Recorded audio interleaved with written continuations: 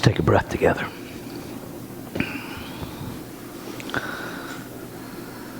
And so I just go inward before I even begin to recognize there is one life, one substance, one source, expressing itself in every single form, every single experience, every single circumstance.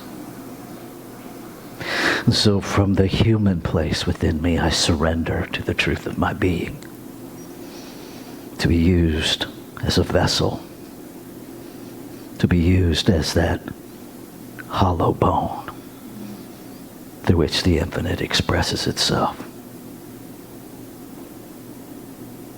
And so it is.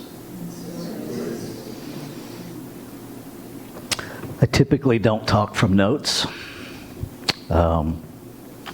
This morning I am, because I am speaking on my experience and understanding of a Jewish teaching called Tikkun Olam. And I managed to distill 45 pages of research down to 6.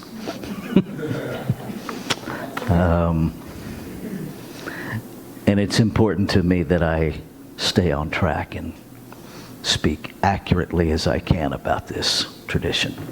Tikkun Olam is often translated to mean repair, right? We're in our whole system of first things first and the 12 steps, and this is the month of making amends, right? Tikkun Olam is oftentimes literally translated that way, but there's a lot more to it. In the early Hebrew Bible, in the early Jewish law, in the Mishnah, it had a multitude of meanings, from fix, prepare, set up, or just do something with.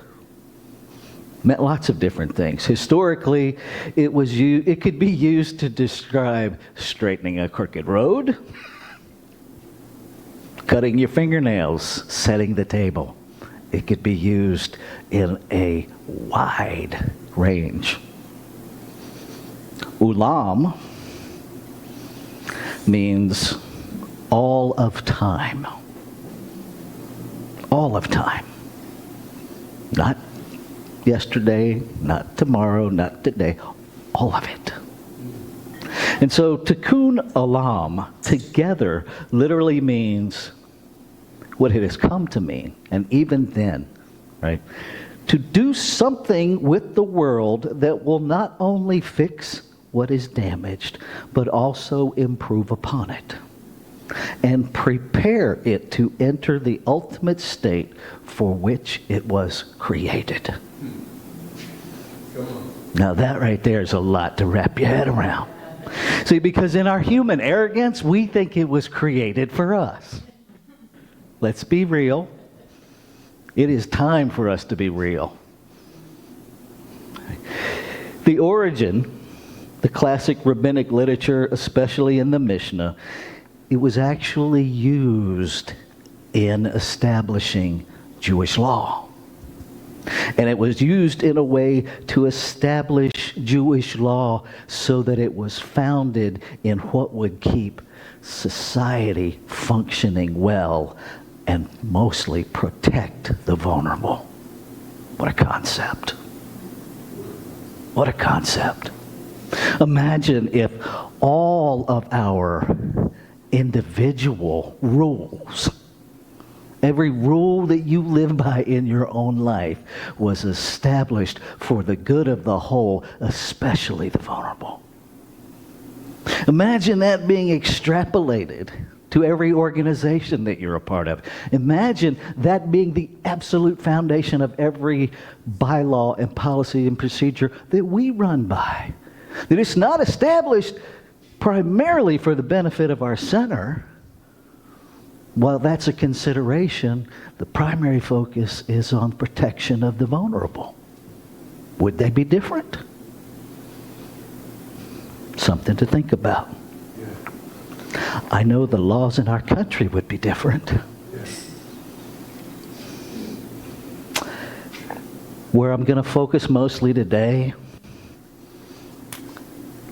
I smile because the most amazing class I took in ministerial school was the wisdom of the Kabbalah. The Kabbalah is the mystical arm of Judaism.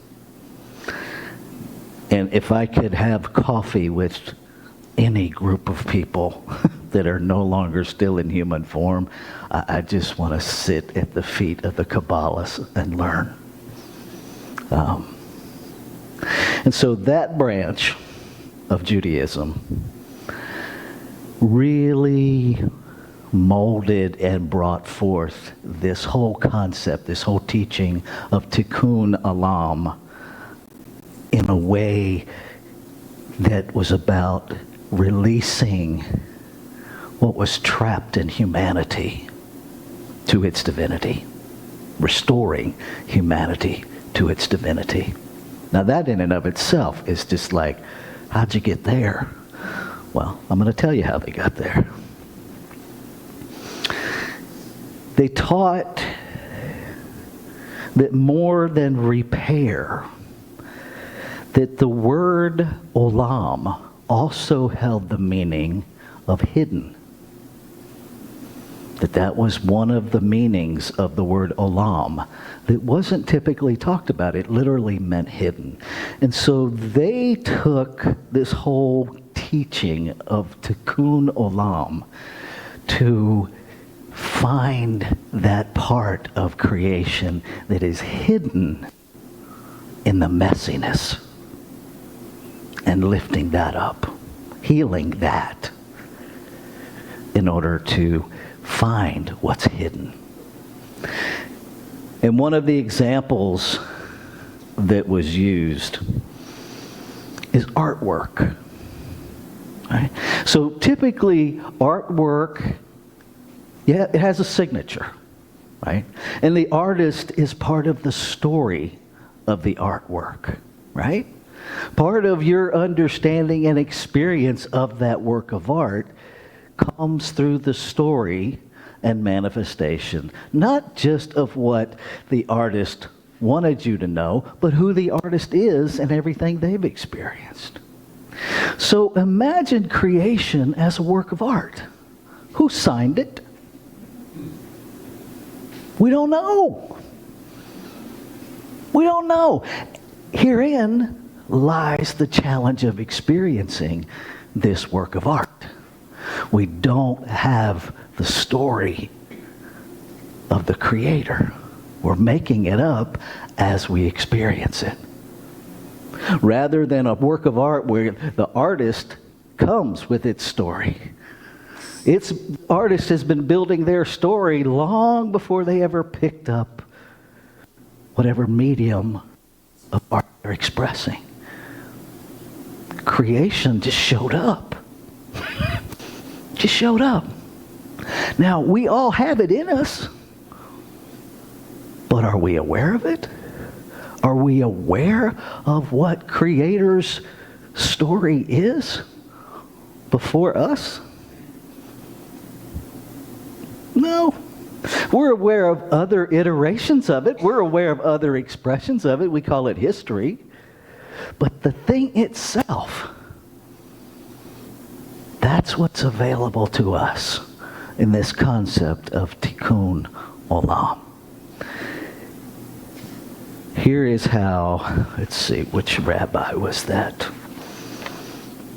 In 1569, Rabbi Yitzhak Luria considered the Ari, which is the pinnacle of Kabbalists.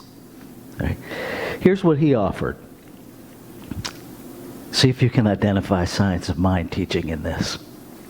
That everything, not just people, not just animals, everything is made out of one fire. And so everything contains a divine spark, a spark of the divine. Now, if you imagine a fire in your fireplace or at a campsite, something gets tossed in there and sparks fly, right? That's the thing that he picked up on. He's like, it's one fire. Everything is made out of it. He related it to the Big Bang, and that in that Big Bang, everything that shot off of that collision must contain a spark of the divine. And everything that is made out of anything that has a spark of the divine must have a spark of the divine. Now, in the sense of it being hidden, where is it? Right? I don't know about you, but I can go through a whole day here on planet Earth and never see a spark of the divine, unless I'm actually looking for it. If I'm dealing with people, I don't see the spark of the divine in your behavior. I sure ain't seeing it this past week in pretty much anybody's behavior. So here's the analogy that he offers us, and it makes me chuckle. Let's say, for example, it's lunchtime and you're hungry. You're craving chicken salad with freshly squeezed grapefruit and pineapple juice. You have a feeling of hunger for the food, but the feelings are not mutual. Do you ever think about that? Feelings are not mutual. The foods show no signs of interest in you consuming it. Not the grapefruit, not the pineapple, and certainly not the chicken. Hey, anybody ever have a chicken show up at your door? Hey, here to be your lunch. Nope. It's not how it works, right? But what if we turn our thinking and our attention to the understanding that there is a divine spark in the grapefruit. There's a divine spark in the pineapple. There's a divine spark in the chicken. There's a divine spark in the salad. How does that work? Right? And if all is a divine spark, what he poses is, if humans in fact are superior, and he actually talks about this in 1569. If in fact humans are superior, shouldn't the divine spark in the pineapple and the grapefruit and the salad and the chicken show up at your front door offering its lowly self to you?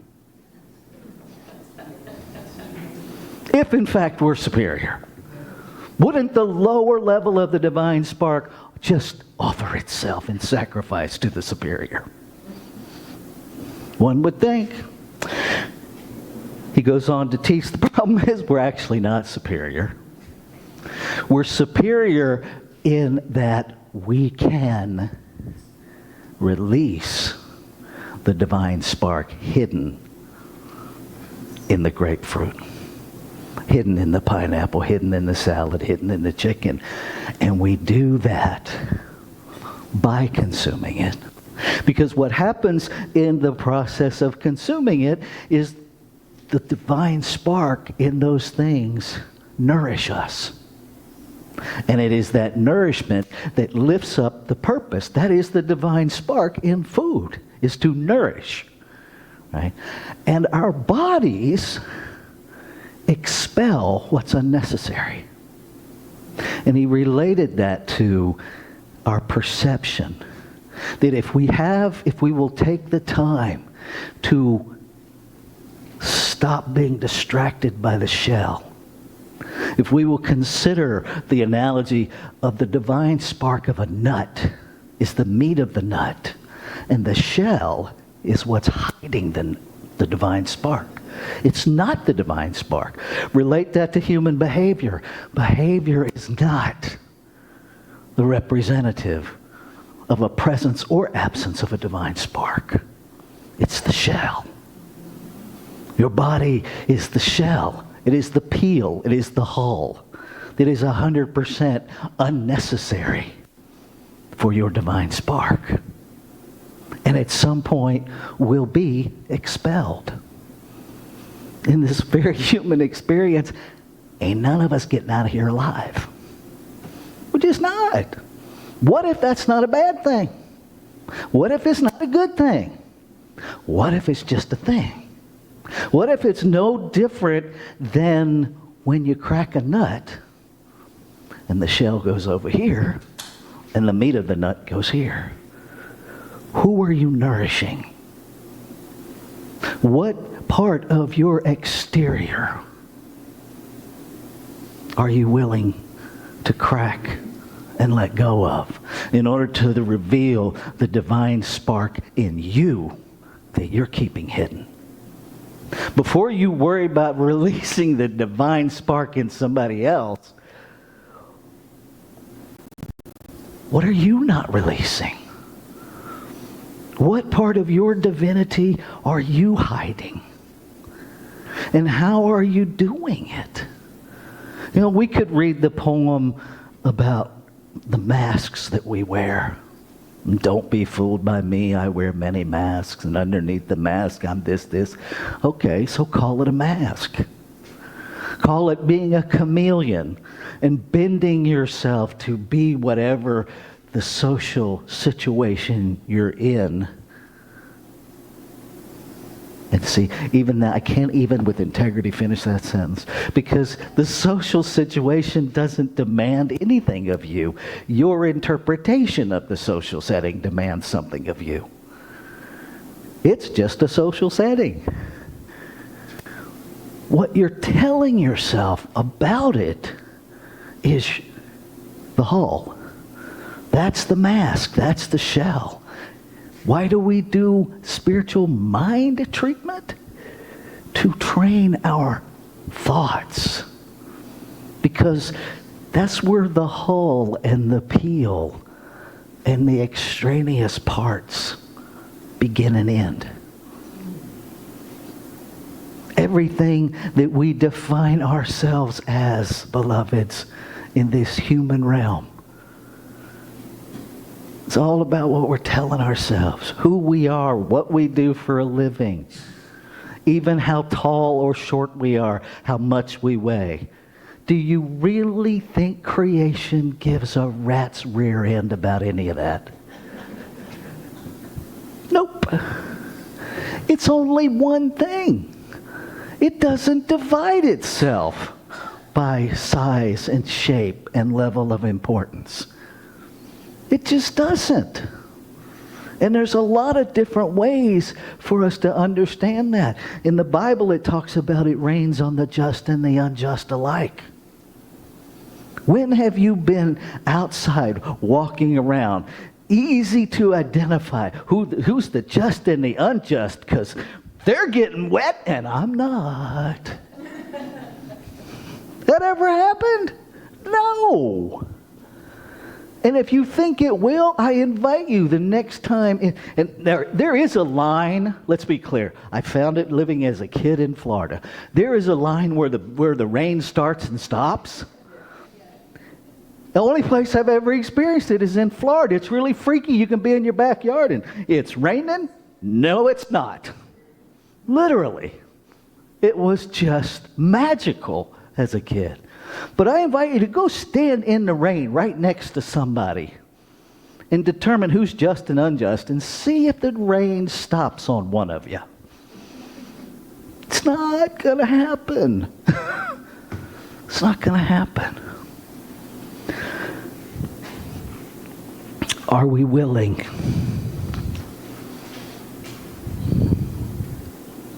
Are we willing to liberate the divine spark, even if only mentally, in every expression of creation? Are we willing to deal with our own beliefs, our own rejections of divinity based on our own thoughts? I don't know about you, but this week has been painful. And probably not as painful for the reasons that you think. It has been painful because I have watched people who I know have studied deeply spiritual principle say what I am experiencing as incredibly ignorant things. And I say ignorant on purpose, not stupid, just not thinking. Ignorant, uninformed.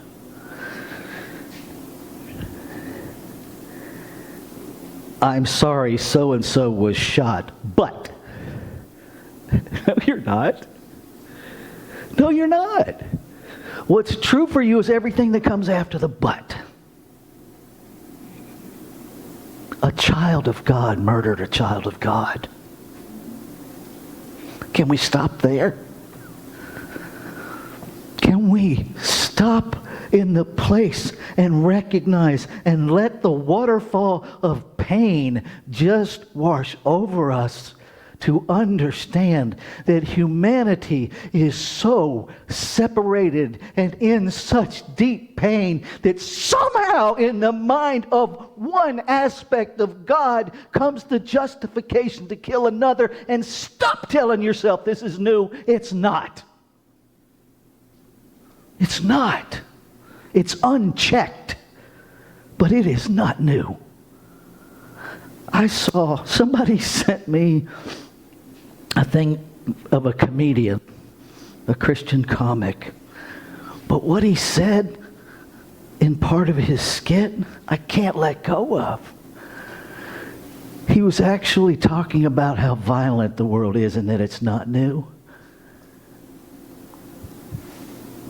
There were 4 people on the planet before one killed somebody. Cain killed Abel. This ain't new. But it is the activity that comes from separation. It is the activity that comes from selfishness. It is the activity that comes from that mental paradigm that there's not enough room for somebody who disagrees with me.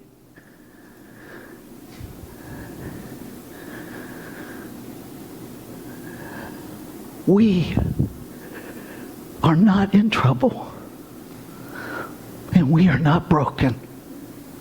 We are experiencing the outpicturing of the mental equivalent that we are holding collectively in mind. Now, you may not want to hear that. I don't care. There's the door. It's not locked. Here's the part that we really don't want to hear. You're not exempt from it. You're not exempt from experiencing it, and you're not exempt from being a part of healing it. There is no but. There is no but. And if you think there is, get off your spiritual butt and study. Because but just justifies your defense. And beloveds, this mentality of separation, this mentality of oppression, this mentality of the oppressed will oppress the oppressor until oppression stops. This insanity is just as much your responsibility as everybody's. We think because we didn't pull the trigger, we don't have anything to do with it.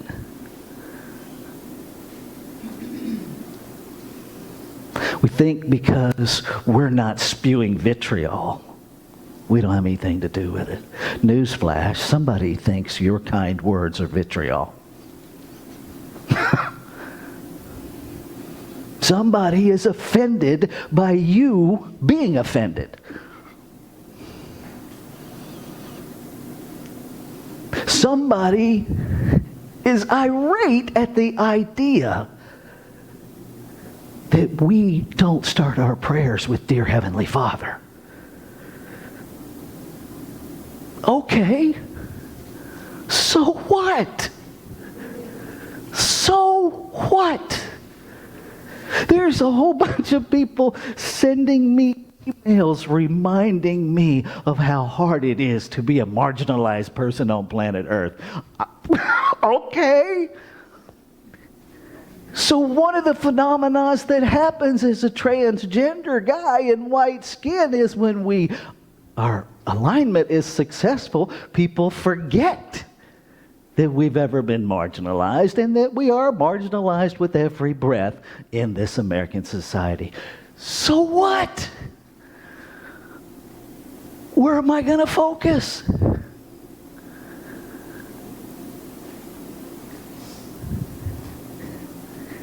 I invite you to use this study sheet this week. One of the pillars of science of mind is study. If you just come here on Sunday and consume a message, you're not liberating the spark of the divine in the message. It would be like taking home the grapefruit and the pineapple and the salad and the chicken and just putting them on your shelf and looking at them. They're not going to nourish you. They're not.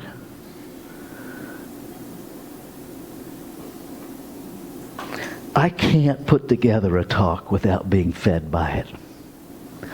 I can't deliver it without being changed by it.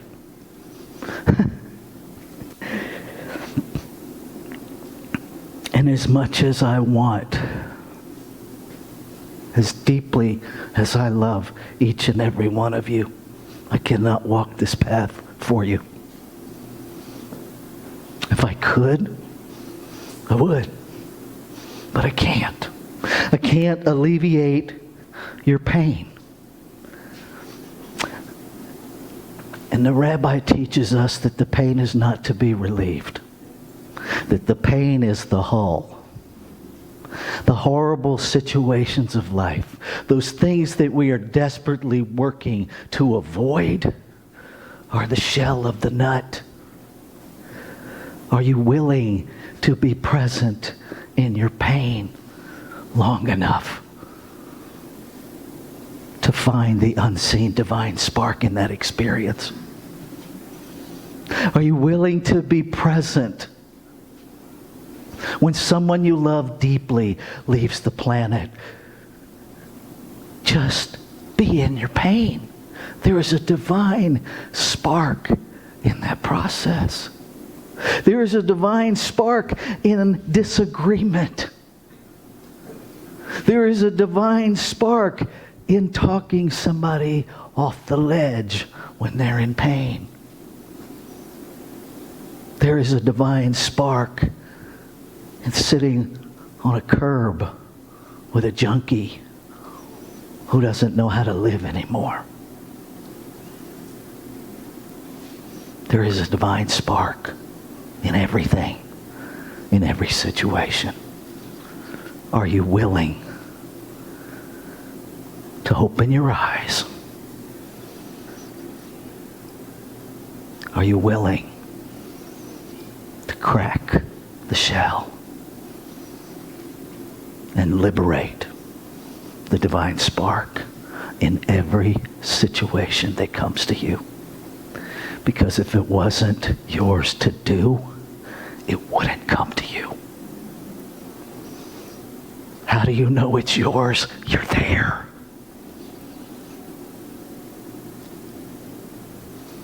That's how you know. Because you're there. If it wasn't yours, you'd be somewhere else. So here we are on planet Earth. Thank you, Esther. The book of Esther, for such a time as this. And in a nutshell, and in the pure irreverence of the truth of me, the book of Esther teaches us very simply, you cannot save your face and your ass at the same time. Which one do you want to save? Which one? And understand that if you espouse a belief in one, there is no such thing as saving you and abandoning someone else. If you abandon someone else, you abandon everyone else, including yourself. That's just how it works. Let's take this into prayer.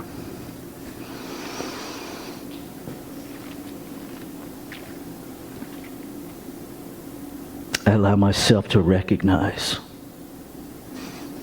that something, some divine everything, beyond my comprehension in human form, an artist that I cannot define, is breathing me, created me.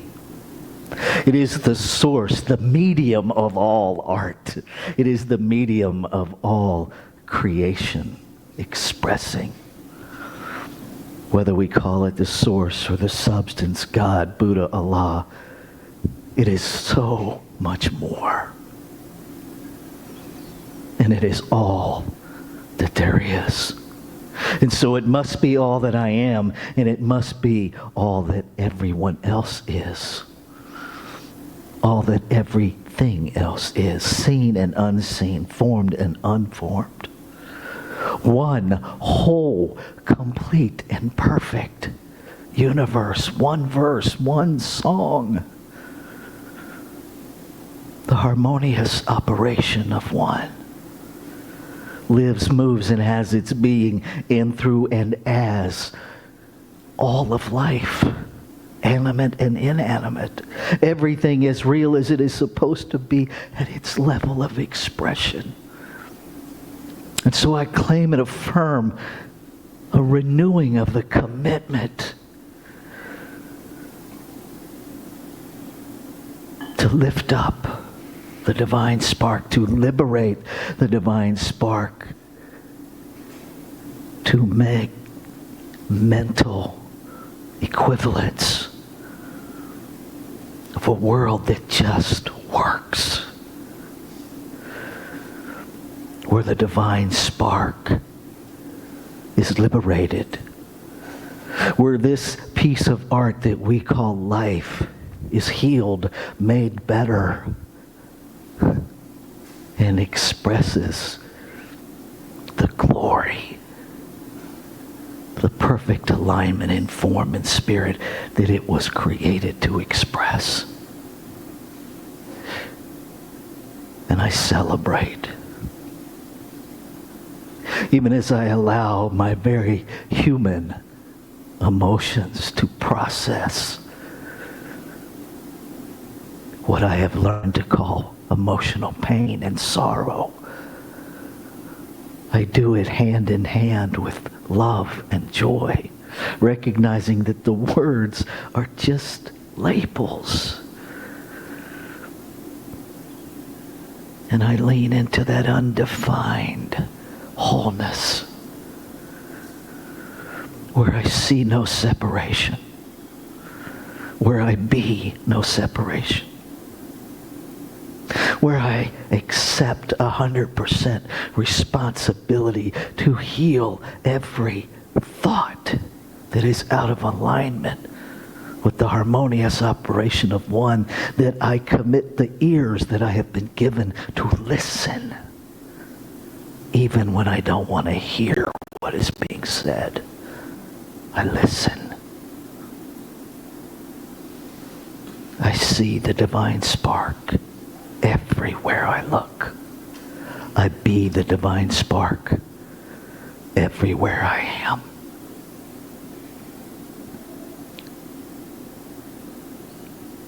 Ashe. Shalom. Aho. Amen. Amen. And so it is. Namaste.